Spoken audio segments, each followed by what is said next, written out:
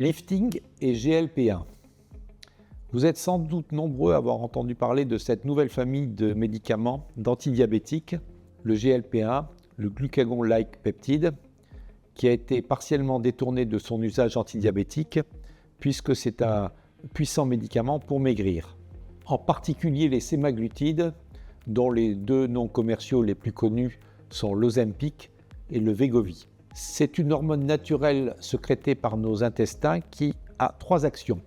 La première au niveau du cerveau, en activant la satiété, donc en diminuant nos envies. La deuxième au niveau de l'estomac, en ralentissant la vidange, donc en maintenant la tension de l'estomac, donc en maintenant la sensation de satiété. Et la troisième au niveau du pancréas, en augmentant la sécrétion d'insuline et en diminuant celle du glucagon, les deux hormones qui équilibrent notre taux de sucre, donc notre glycémie. Ces trois actions combinées vont aboutir à un amaigrissement efficace.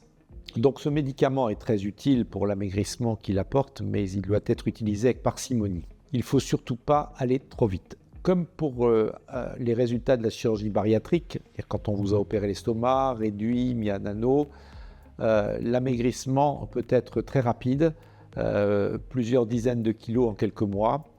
Et à ce moment-là, vous allez avoir une fonte, quasi une destruction de votre capital graisseux et une atteinte de la solidité de votre tissu conjonctif. Donc avec ces médicaments, 1 ou 2 kilos par mois, voire 3, c'est très bien. Mais vouloir aller plus vite, parce qu'on veut toujours avoir un résultat plus rapide, c'est évident, c'est normal, c'est humain, c'est prendre le risque d'avoir une altération de votre tissu conjonctif, altération qui sera définitive. Des confrères chirurgiens commencent à nous décrire des difficultés lors de la réalisation de lifting. Le lifting cervico-facial, vous le savez, passe toujours par le repositionnement du SMAS, du système musculo-aponeurotique superficiel, cette lame fibreuse qui est entre la couche graisseuse profonde et la couche graisseuse superficielle, que l'on attrape, soit sous forme de plicature pour faire un lifting classique, soit en deep plane, en passant sous le SMAS et en remontant l'ensemble.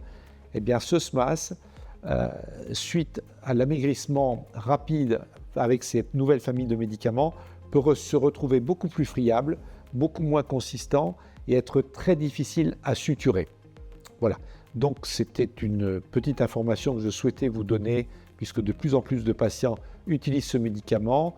Aux États-Unis, 15% de la population est sous traitement médicamenteux. Donc, le médicament est très intéressant, mais il doit être utilisé avec parcimonie.